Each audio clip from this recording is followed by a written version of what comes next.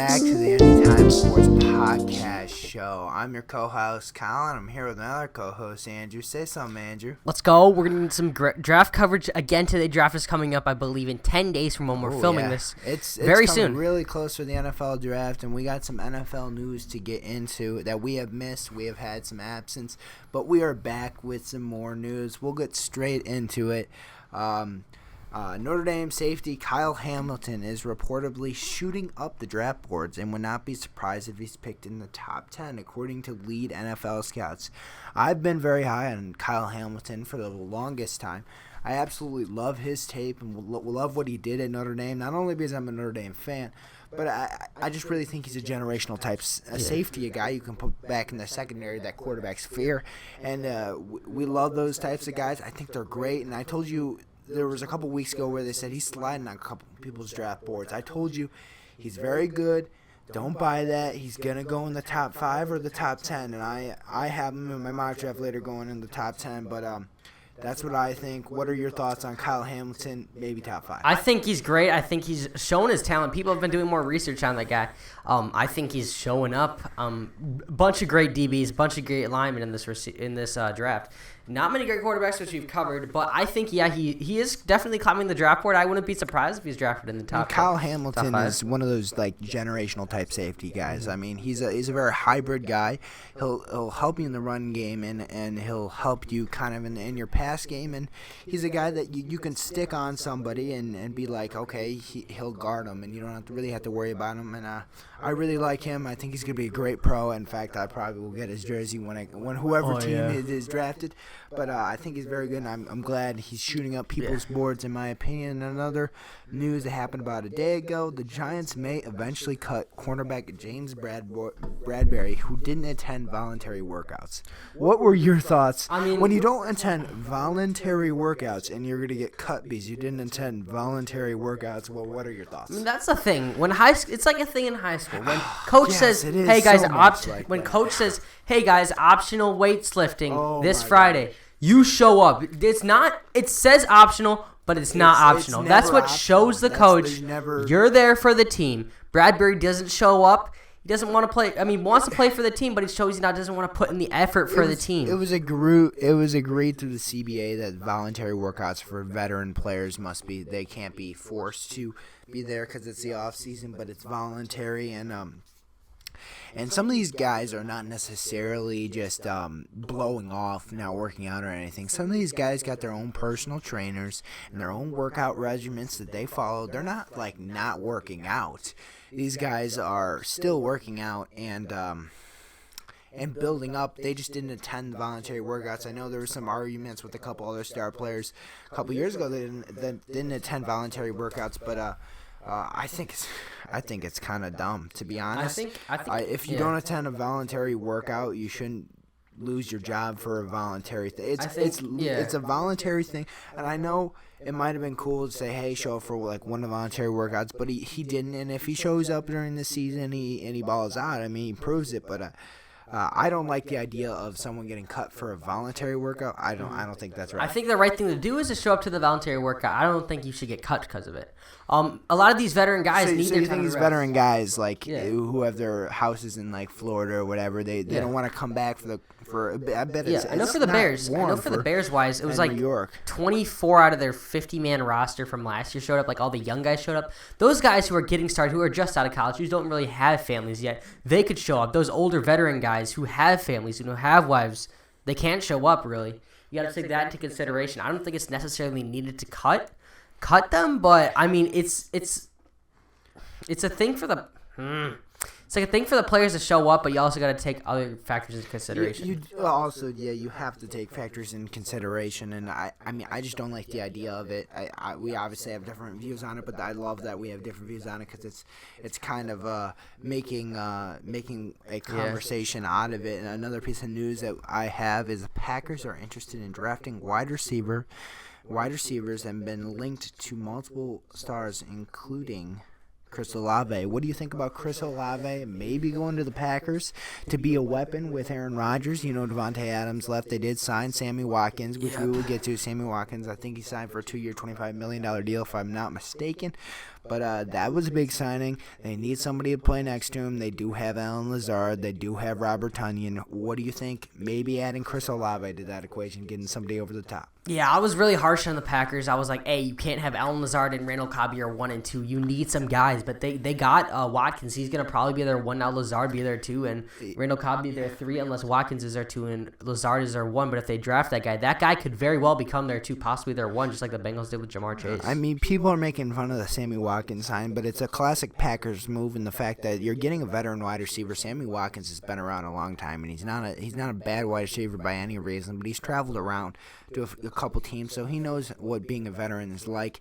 And pairing him up with Aaron Rodgers, I think it's very good. I don't like the idea of a rookie wide receiver being paired up with him, just because the experience and the trust needed to build. It's not like Devontae Adams and Randall Cobb and Jordy Nelson were just immediately they were successful. No, that took time. The relationship building, you know, they like to do things a little bit different.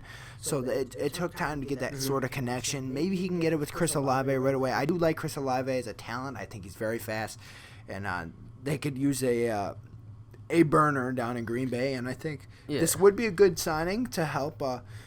Not only Aaron Rodgers, it would help Chris Olave a lot to pick apart Aaron Rodgers' brain. And, you know, it would be a smart move to maybe draft like one of these bigger wide receivers. I know we talk about how this draft is filled with some great wide receiver talent, especially fast wide receiver talent. But why not get a guy and make Aaron Rodgers happy? Because you did sign him. Now you got to make him happy, though, and don't draft a quarterback in the first round. I think this situation is very different from the Joey B. Jamar Chase situation, because Joey B. and Jamar Chase were teammates for 2 years prior to their being in the NFL together. Like Aaron Rodgers has been in the NFL for my whole life. He's been in the NFL since 2003, I think, for both of our lives. But he's getting that age. He's got to have that number. You got to have that guy now. Devontae Adams is gone, so that's gonna be very crucial for him. He's getting up there in age, so he's got to have that young guy he could develop and have some targets too. Yeah, very much so. And moving on to another piece of news coming out of the Bengals organizations, rumors has it that they're making a key priority to prioritize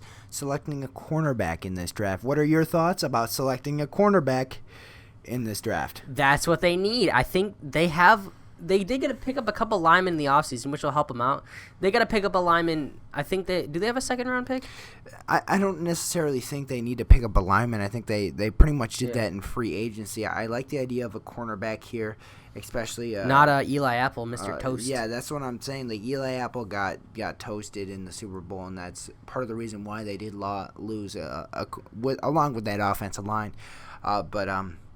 They're addressing their needs here, and they're being blunt about it. They're addressing it. Eli Apple isn't really working. He wasn't really working in the playoffs at all. So I like their idea of they're going head first. Their key priority is a cornerback in this draft. I think it's a team looking to the future and saying, hey, we got to win now because Joe Burrow's on his rookie deal. And when we start paying Joe Burrow, we can't start paying everybody else. We might as well pay everybody else now so we have that structure around Joe Burrow to go win. You know, this is a heavy AFC, especially in that division, too. The AFC North is nothing to sneeze about. You got the Steelers, you got the Ravens, and you got the Browns. I mean, that's a great division right there. It's a powerhouse division, and you gotta win. And the AFC is very difficult in general. So I like this sign. I like their key priority, but talking about it's one thing, actually doing it's a whole different thing. Can I make a quick hot take on that division? Yeah, you can. All right, I think Deshaun Watson won't play the entire year. That's what I'm going to say. That's very agreeable. He's in a tough spot. He's going to get a suspension. I think he's going to get a suspension from the league. I think it might be a 4-game suspension. And those 4 games are very crucial if you think about it. 4 games, if you end in 4 losses in that division, that's going to leave you in a hole right away. We already know the Steelers have a great defense. They've had a great defense for a while. That offense will get off the hook with Mitchell Trubisky, which a lot of people are saying Mitchell Trubisky isn't as great. And yes, he didn't have the best years in Chicago. I think that was more due to the coaching staff than to him, though. He spent a year in Buffalo. He played pretty well in the preseason, and he got in some action in the regular season, a couple snaps. But I think he's ready to take on a new role in this new organization, and the Steelers are an established organization in the fact that they're a very stable organization, and they could they can kind of help curtail the media to his way, and I think it's a great spot to land for him. And although I think that division is just it's insanely tough to win. Back to what I was saying. Deshaun did have legal trouble, but once that trouble gets settled, the NFL is going to give him some fines too and give him some suspensions for all those troubles. And not to mention the Browns haven't released Baker Mayfield, so Baker will be like, "Hey, I'm going to purposely throw it for you guys because you guys are trying to kick me out. You got my replacement guy in." They're not gonna place him in. They know they're not going to. Who did they get for their backup? They signed Jacoby Brissett as their backup, so he is obviously leaving, and a lot of people aren't going to give up much for him because they know they're not going to keep him, because if you keep him, he's going to be toxic in the locker room. So why do you keep a guy like that? You're not going to keep a guy like that. They're eventually going to have to release him, or you'll see something on draft night. Maybe the Seahawks. It might be the Seahawks. That is my my pick. Seahawks to where Baker's going. I think I'd see Baker going to Carolina. There's been rumors about that left and right. There has been rumors about that, and didn't Ronnie Anderson say? Robbie Anderson want Baker to be his QB. He was like, there was a post about Baker, rumors of Baker going to the Carolina, and Robbie Anderson commented, "No," and no, you don't comment that. You got to watch what you say. He's obviously been very toxic on social media on what he wants in a quarterback. And on the sideline, he's yelled at his quarterback. He yelled at Sam Darnold multiple times last year. They did not have a great relationship, it seems like. He's been very vocal, and he wants the team to be good, and he wants to get his numbers. He's not getting that right now. At what point does his passion for the team affect the team and the fact that he's a toxic voice in the locker room? I'm not saying he's a toxic voice right now, but what is that threshold from caring for the team a lot to kind of being a toxic? Because I remember when Brandon Marshall left the Bears, he was told it was because, this is according to Brandon Marshall himself in one of his interviews he did, it was because they thought he was a toxic. He was a toxic to the locker room. Yeah. He was trying to get more out of people, and it was more toxic than anything. At what point do you think the Rodney Anderson situation at what point do you think it gets toxic? I think the point is once he starts talking bad on his quarterback, because no one gives you reception. You're a receiver. You can't get your yards. You can't make stats. You can't make Hall of Fame without your quarterback. You can't talk bad to your quarterback. Robbie Anderson talking bad to Baker. What happens if Baker goes to Carolina? Instantly, bad relationship. He made a bad relationship with Baker already before him even being on the team. Don't even know if he's going to be on the team. He already has a bad relationship with him. Big news coming out of the Browns.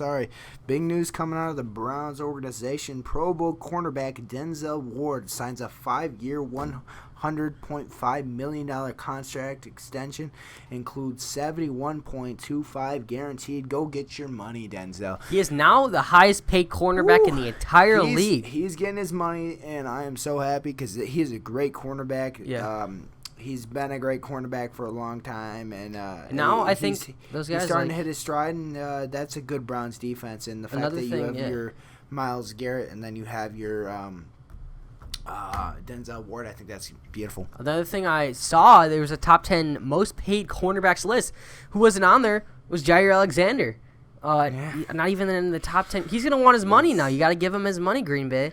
And another thing about people wanting their money, Kyler Murray doesn't want to play in his current contract with the Cardinals. Yeah, that's another big thing. And I think it's more of a power move for the agent to say, hey, man, he's not going to play on his contract. Yeah. He wants his money.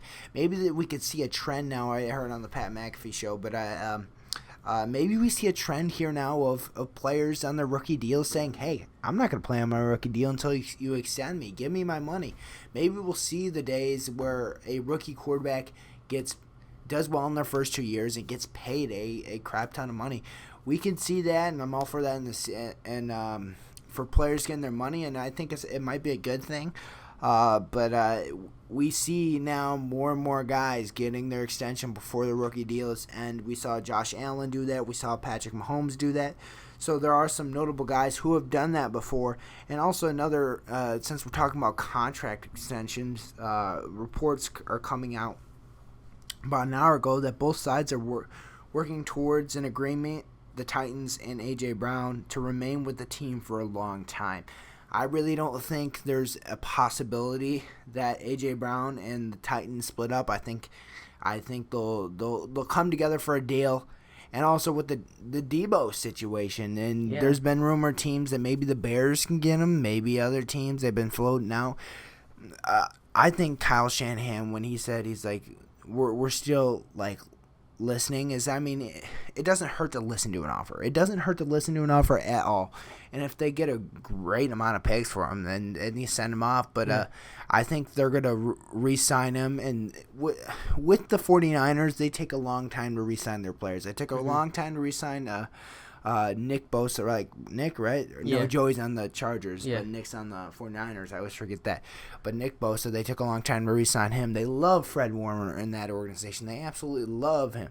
And they took him a bit to sign him. So there's a couple guys that take a bit to sign. They always wait till the last minute in San Francisco. That's the way they do it. And I think Debo will re-sign with them. If not, they'll get a lot of good draft picks from that. Yeah, for sure. I think Debo, we saw last year, he was a great locker room energy. He was a big a big factor in their almost Super Bowl run last year, taking down the Packers. He's a great player. I mean, you're going to have to give up a lot of value for him. But like Colin said, every single team is basically listening to offers. They're basically just saying that, hey, we're listening to the offers. Like they offered Jimmy G. There was probably offers that were put up for Jimmy G by the Colts, of course, but they didn't want him because they're like, oh, it's not enough. We're going to hold him off till the season. Once one of those big-name quarterbacks, maybe if Matt Ryan gets hurt, they'll make an offer for Jimmy G, and they'll have to give up some picks, and they'll be forced to do that. But the Cardinals re-signed wide receiver A.J. Green to a one-year deal. He's kind of coming back to that team, maybe to grow on what he learned with Kyler Murray, get the chemistry up again. So that's another thing that. Hey, I'm just trying. Yep, and then another thing is Geno Smith re-signed with the Seahawks on a one-year, $7 million deal. Geno Smith. Geno Smith, backup quarterback to Drew Lock. So Seattle, rough situation. Geno Smith, that's a blast from the past. A former Jets first round pick, I believe. Yeah, but like we said, Sammy Watkins signed with the Packers for a 1-year deal up to $4 million. Another thing is Bears head coach Matt Eberflus, QB Justin Fields is in a great spot in learning the offense. I think give him a whole offseason to learn the offense. It's going to be a great team next year. As a head coach, you're supposed to be saying all those things. Yeah. Those are proper things to say as a head coach, where you're saying, "Oh yeah, our guys learning the new offense. They're loving the offense." Of course, you have to say that to keep the team together and some sort of things. I do like the Bears, and I do like the fact that it's going to be a growing year, definitely. They need to show some signs of improvement. Then I got a lot of cap space to work with next year, so this is definitely just a rebuilding year to learn the offense and kind of get into a rhythm of things. A piece of draft news coming out is reports are saying that head coach Dan Campbell does not like Thibodeau from the pass rusher from Oregon. Doesn't really like him. He doesn't think he'd fit into the team very well, especially the culture. His effect to the team really has hindered his draft stock immensely. His attitude. He doesn't have the best attitude. Reportedly said he didn't really have a great draft interview process. So that is it's a knock on him, and he might fall just a bit. And I might have him falling in the draft. But, yeah. Yeah, another thing is big rest in peace to Dwayne Haskins.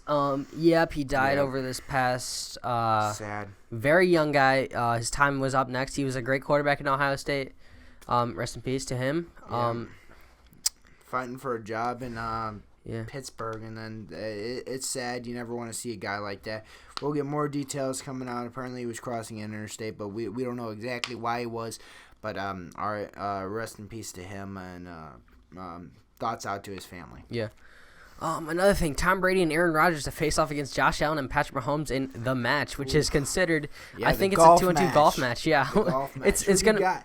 You got Josh Allen, you got I'm Patrick Mahomes, or do you got Brady and Rodgers? I'm gonna take the veteran guys. I want Tom Brady. This is the only time I'm gonna be rooting for your Aaron Rodgers. You take this. You say that. Aaron Rodgers golfing. He's a good golfer. Do not slouch on him. Only Tom Brady thing- hit a couple good shots in the last couple of matches. He has more experiences in these types of things. I have not seen Mahomes golf, and I have not seen Allen golf. So this will be very interesting to see. I'll take the veteran guys, though. I think they got more experience in the golf realm of things. I like them, and I think Brady and Rodgers get the job done. I they think playing best ball you the first should- nine, yeah. the last nine. Yeah, it's June 1st. I It's can't taking place on June 1st on TNT. I think you should have got Drew Brees involved with this somehow, unless he's a commentator to this, but because he's always Big golfing. question: what haircut is Rodgers going to show up? Ooh, is he gonna go back to his old style, or is he gonna go with the rock of the mullet? He's got to rock the mat. Is he gonna cut? mustache. He's got it. Yeah. And there's I never knew Josh Allen did golf. Yeah, Josh Allen. He's a golfer, I guess. I think Tom Brady and Aaron Rodgers are gonna take this one by a large margin. I put money on it if I was a betting man, but I'm not a betting man, so I will not. Another piece of draft notable news: the UFC wide receiver Drake London. Some people are saying he's a monster. He tracks the ball from seconds and leaves it in his hands. He's great against press, and he catches everything. A lot of people love Drake London. His draft stock is raising up. But in a draft filled with a lot of good wide receivers, I don't see the need to move up for a wide receiver or trade up for a wide receiver in this draft. Mm-hmm. Another thing is a little funny piece. Marshawn Lynch joins NHL Seattle Kraken as a minority owner. You own a hockey team now, Marshawn. Marshawn Lynch owns his own football league, the Fan Control Football League, and he is everywhere. I swear, it's everything. Like Snoop Dogg, Marshawn Lynch, and Shaq always have little side missions. They're always somewhere. They're always like that, and Marshawn Lynch is always doing that. Another piece I saw is Colin Kaepernick is willing to play backup quarterback in the NFL. He says, "I just need that opportunity to walk through the door." Colin Kaepernick, you're getting old. No one's gonna want you. I mean, you're older. I get you want that, but you just want to walk through the door. You just want your money. Admit it, man. He's made more money off the field than he's on the field. But if they gave him a chance to, they literally in the middle of the season they gave him a pro day, and then no team really signed him, and he didn't show up because he didn't want to do it. It was in the middle of the season. Well, they gave him a shot, and every NFL team's kind of looked away from that now. And but another piece of notable news would have to be the Colts are signing cornerback Stephon Gilmore to 2-year deal worth $23 million. That's a great piece for that defense. With DeForest Buckner, with Darius Leonard, it's going to be a good offset to they're going to have a fierce defense coming into this year. Stephon Gilmore's getting on the older side potentially. Finish off his career with the Colts and maybe getting a Super Bowl win. We know Matt Ryan has got that playoff experience. I really like Matt Ryan, by the way. I really like him on the Colts. Showing that past playoff experience. He's been a great player. He hasn't had a great team around him. Now we'll see what Pittman and Ryan can do with that JT on the side of him. Definitely so. And another piece of Panthers news is the Panthers have talked to numerous teams about moving back from 6, but really who's going to trade up to get somebody when you don't have that good quarterback class? There's not a very good quarterback class, so usually when you're trading up for somebody, it's in the first round, it's for a quarterback. You're not really going to get many takers. You'll get a couple, but you're not going to get many, so I don't know how that'll be. I have them sticking at pick 6 in my draft. But another piece of news is the Raiders are signing quarterback Derek Carr to a 3-year deal worth a $121 million extension. He noted that when he signed this deal, he wanted it to be a very team-friendly deal because he hates seeing his best friend Khalil Mack go after he signed his contract. So he wanted to keep some of his guys around. He signed a very team-friendly deal. So that's a very good thing. And another piece of draft news would be Trayvon Walker is the number 1 player on multiple teams' boards. It seems like it's always like this. A couple weeks before draft day, and somebody said, "Oh, this is the number 1 guy." We all think, "Oh, Aiden Hutchinson, he is the number 1 guy." Trayvon Walker, he is a very good edge rusher. He's very good out of Georgia. Wouldn't be surprised if he goes number 1. I really like him. But definitely a guy to think about. And another piece of draft news is just about every team has Desmond Ridder as a first-round grade as a quarterback. He really, reports have been coming in that he really has been crushing the after-draft process with the interviews, all that. He's very professional. He looks like a guy that could be an NFL quarterback. I think the best thing for Desmond Ridder, though, is to sit behind a guy for a couple years, not be drafted in the first round, but in the second round or the third round. Sit behind him and kind of learn a bit and then become an NFL quarterback, because I really don't think he is absolutely ready for the NFL. Yeah. Another thing is the Bears signed former Jaguars tight end James O'Shaughnessy today. That's their fourth tight end out of the roster, and they got a fullback. So hopefully we trust the polls process. We trust the polls process. We got to see what he's doing. We got to see fullback and 4 tight ends. One of them is going to get cut before the end of the season. But another piece of news that just popped out: the Browns are being investigated by the NFL for intentionally losing games in 2016 and 2017. I would, because they were an awful team then. I don't know why you would be investigated. I mean, their team was really bad in 2016 and 2017. They were really bad under Hugh Jackson, but they were really bad. I don't know if you're intentionally losing games, if your team's that bad.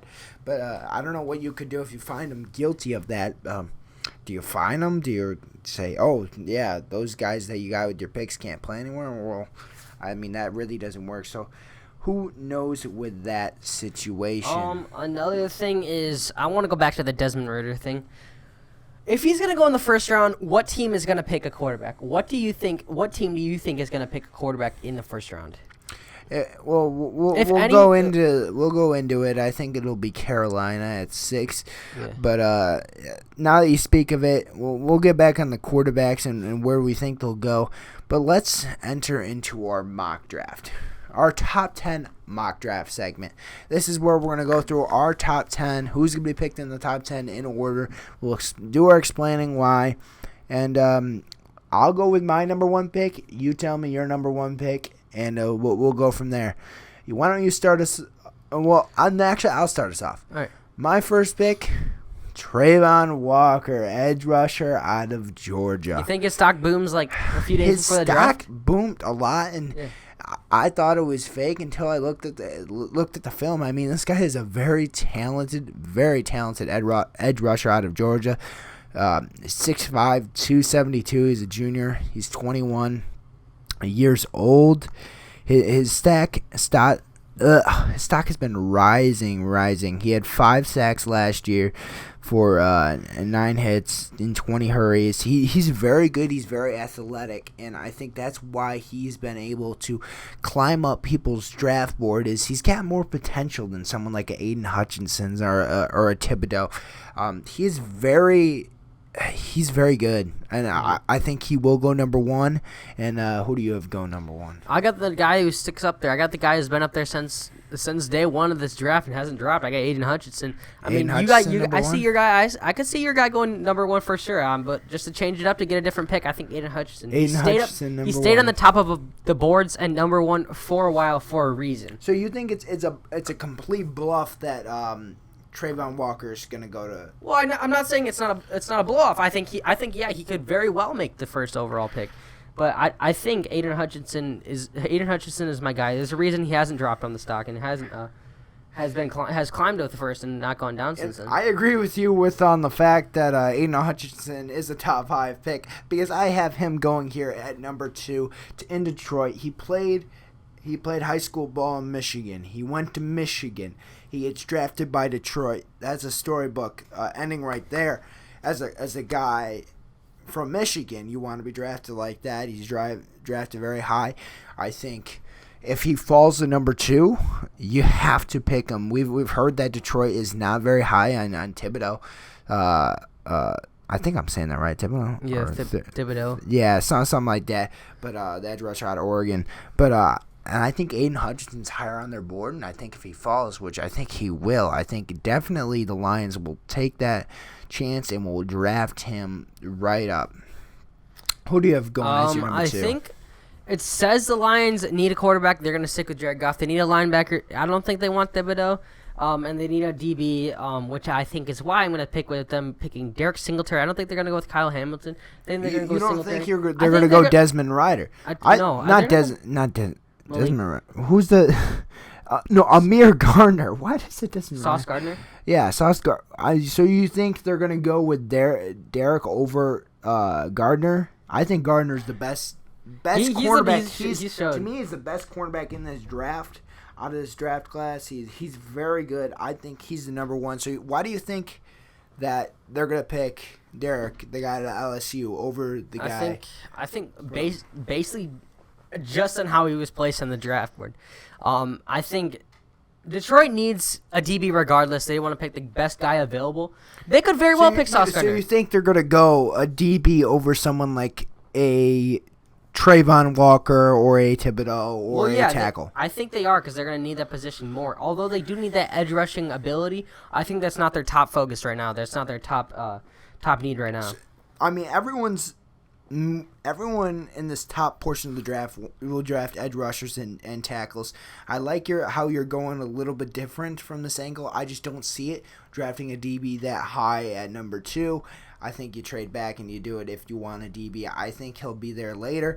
He's not going to go in the top 2 in my opinion, but maybe you proved me wrong. You had some things that you think that's their biggest need, and maybe it is so. And at 3, I mean, basically every position is a must for the Houston Texans, and I have them picking Thibodeau. And look, he hasn't crushed the after draft process. He hasn't really. I mean, he's very talented. He's very talented and very athletic. He has some potential. He needs to learn a bit more pass rush moves, but he's very good still, and I think he'll have a very good fit.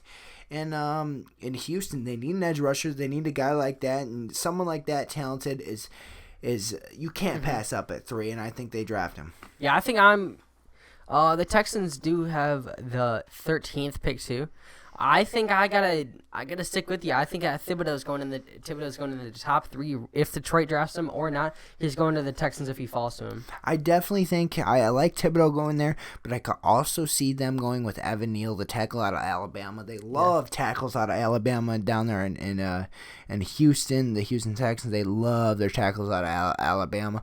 I could definitely see them going that way, but in this mock draft and what I have them going Thibodeau. So at number 4, I have Charles Cross out of Mississippi State, the tackle out of Mississippi State, going to the Jets. I think this is how they prove their loyalty to Zach Wilson. Hey, we're spending a big pick on this offensive line to help you. He's 6'5", 307. He's a redshirt sophomore. He's very good. He's 21 years of age. Out of 719 pass snaps, he had only allowed 2 sacks and 14 hurries. That is a very good stat line for a tackle like of this caliber. I think he's a very good tackle. I think he's one of the best in this draft, and I think he has a little bit more potential than someone like an Evan Neal. Yeah, for this, I agree with you. They do need that tackle. They do need to protect that young guy. Zach Wilson showed he has potential. I think they pick Ikem Ekwonu from North Carolina State. Ikem, whatever. I think they're gonna pick him. Charles Cross and Ikem, those are the top 2 tackles. They're gonna pick either of those. I could agree with Charles Cross as well. I just think they're gonna pick the lower guy for no reason at all, but they're gonna pick him. I believe. Why do you think they're gonna pick him over someone like an Evan Neal or a Charles Cross? I don't. I just picked him because he's the next guy below your guy. Because I don't want to pick the same guy as you. Well, I mean, yeah, it's just what you think. Where is it gonna go? Where is it gonna be? And now at number 5, we have the New York Giants on the board. And with the Giants on the board, they need a bunch of O-line help, and I think Evan Neal fits that mold. Evan Neal is just a monster. He is a big dude, 6'8", 337. He's a junior, 21 years of age. Out of 650 plus blocks last season, he had 2 sacks, 5 hits, and 8 hurries. So he's a very good. He just doesn't scream top 3 pick to me. He doesn't. But he's a very solid tackle. He's definitely a first-round tackle.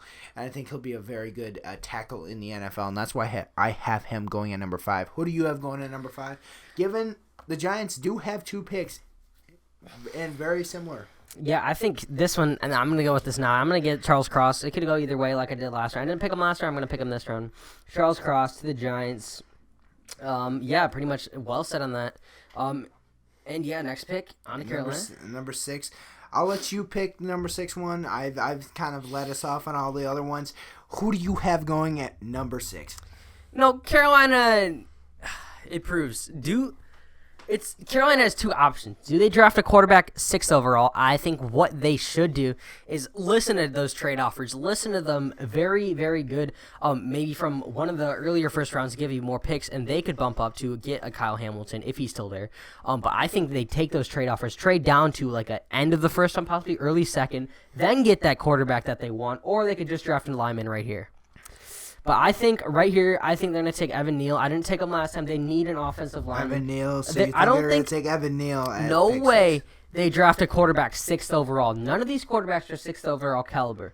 I know I was talking with my boss at work a lot. Bill, he was saying, hey, you put Malik Willis into this draft last year. He was a 3rd overall pick. He'd be a top 5 draft pick if he was in this year's draft class.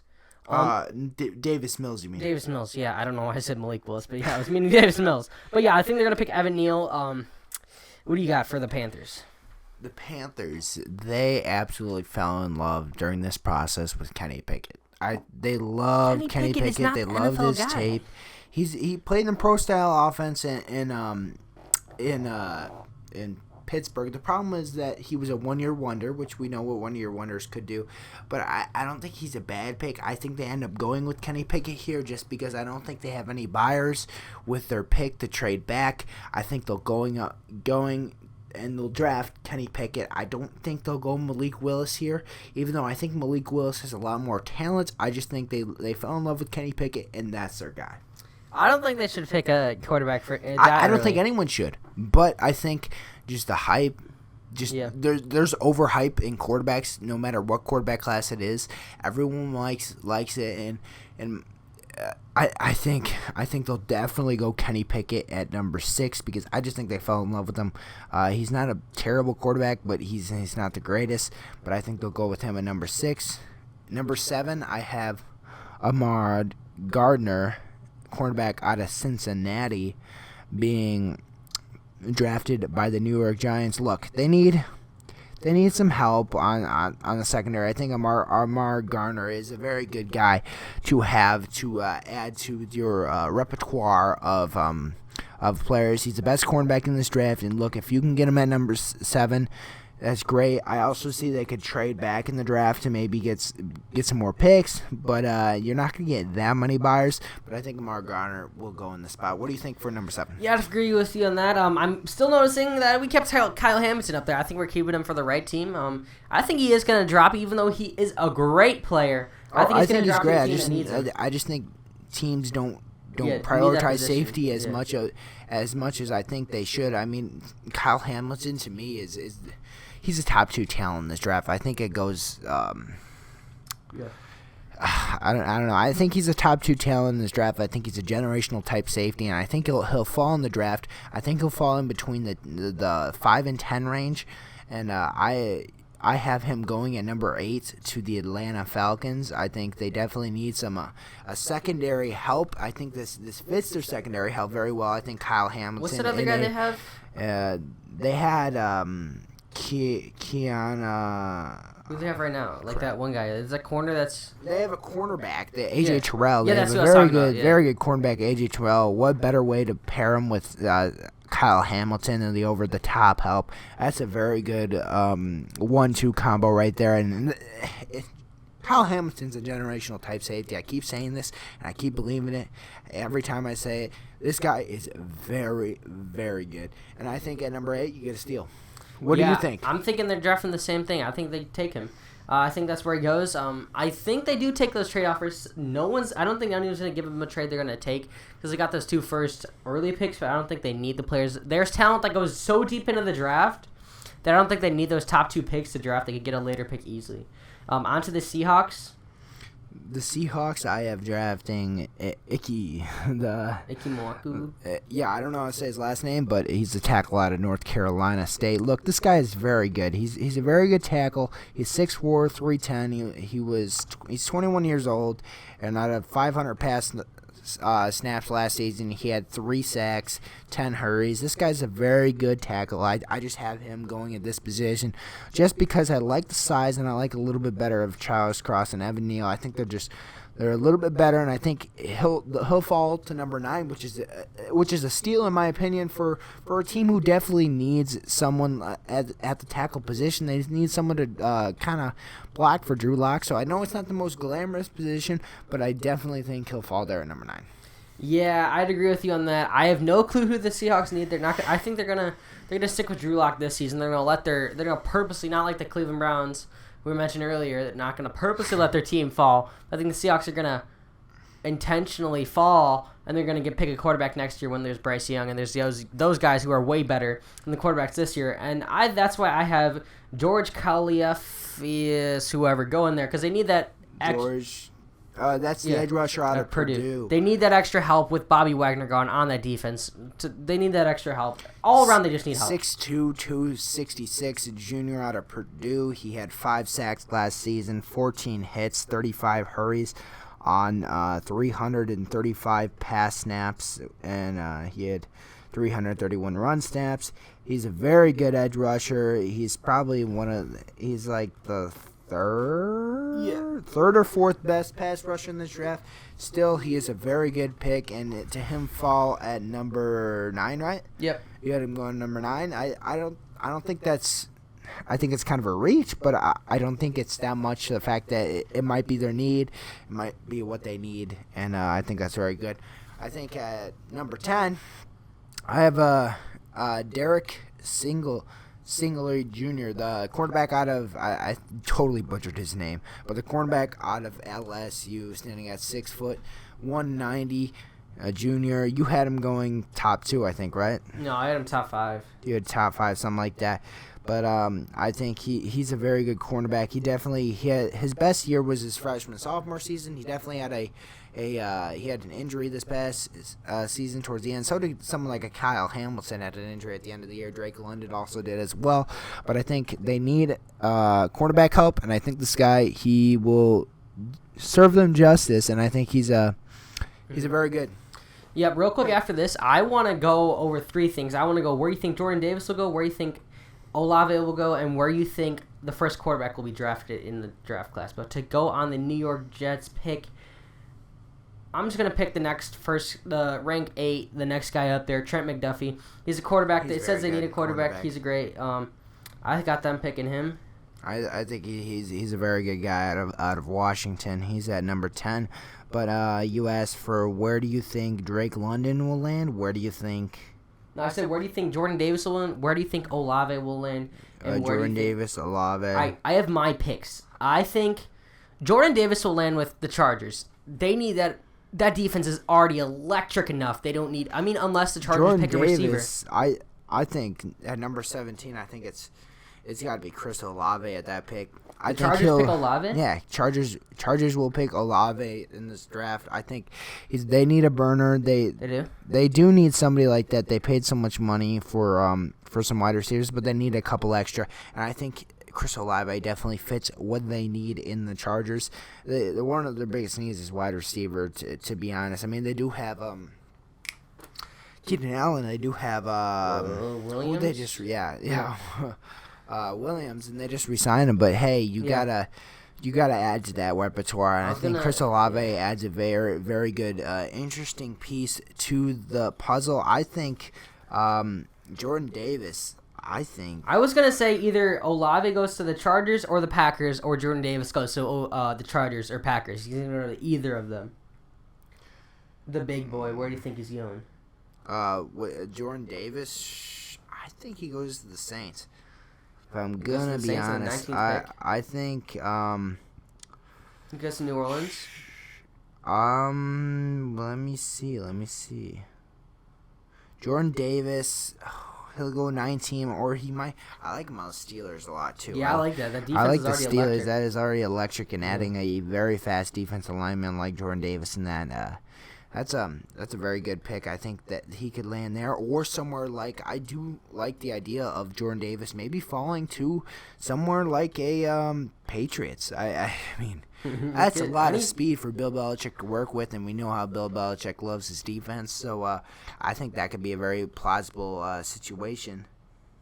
Yeah, it's really interesting where some of these guys could go, especially with us being Chicago fans and we seeing that they have. I think they have 2 seconds, 2 seconds, a third, 2/5, and a sixth. We definitely, as Chicago, want to go over what Chicago needs, or what do you want Chicago to get? No, let's go over the quarterbacks and where do we think. Let's go to the next segment. We're gonna go to our next segment, which is the quarterbacks in the draft. Where do we think they're gonna land and why? I keep saying I had Kenny Pickett going at number 6. I did say Jordan Davis at that defensive tackle position to the Steelers, but I think Malik Willis is a very interesting option to he had a to good have, relationship with Tomlin. I really do think they like Malik Willis, and I think they really did, and I do think maybe the Saints they did trade up, and if you usually trade up, it's usually for a quarterback. I think he'll fall anywhere in between. The Saints and the Steelers. I think it's going to be one of those two teams in the first round that picked 18 and 19, right? Or 19-20. Yeah, I think it'll be any range of between, I think, 2 quarterbacks to no quarterbacks in the first round. I don't think 3 quarterbacks are being picked in the first round. If any 2 quarterbacks, I think it's going to be Sam Howell and Malik Willis. I don't think Kenny Pickett's going in the first round, although you said the Panthers won. I think he's going to fall to the second round. Yeah, I think at number, I don't know where do you think Desmond Ridder's gonna? I could see him possibly. He seems he's for some reason first round grade. So you think someone's gonna pull the trigger? For some reason, he seems like an Atlanta guy to me. I don't know why. When I see him in my head, he looks like an Atlanta guy. Maybe because he played in Cincinnati, which is similar colors.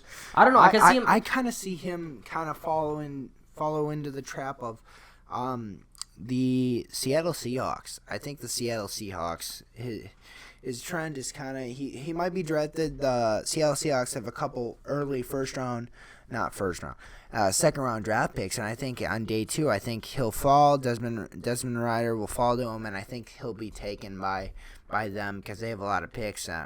He's a very professional guy, and I think he'll do very well. And if he sits behind someone like Drew Lock and just sits behind, learns from Pete Carroll for a year maybe or so, or learn to become a quarterback, and I think that's where he falls. Yeah. And that is basically our draft segment. I mean, you got Matt Corral too. Yeah. Matt Corral. Depends where they all fall. It's going to be very interesting to see where some of those guys fall. He might fall to somewhere like a Detroit who needs a quarterback, someone like that. He's a very good quarterback. Not a very good quarterback as well, but he's up there. Another guy. Then you got Sam Howell. Sam Howell also. You could see him going to maybe the Lions and maybe the Saints, but that's our quarterbacks, and that's our NFL draft coverage. And the draft is coming up. We may have a draft special. We're gonna try our best. Maybe not. If we both get work off on that same day, we're gonna try to set up a live stream for the draft. We're gonna try to get it up on the. We're gonna try. We'll try our best. We'll try. It's late at night, so we're gonna try to get it on the TV if we can. Then set up a live stream for you guys to watch. We'll post it after. If that doesn't work out, we'll just do a draft coverage episode the following week and recover all the picks from the first round and all the picks that the Bears picked, all the picks that our favorite teams have picked in the draft. But hey, this has been the Anytime Sports Podcast Show, and we'll see you later. Peace.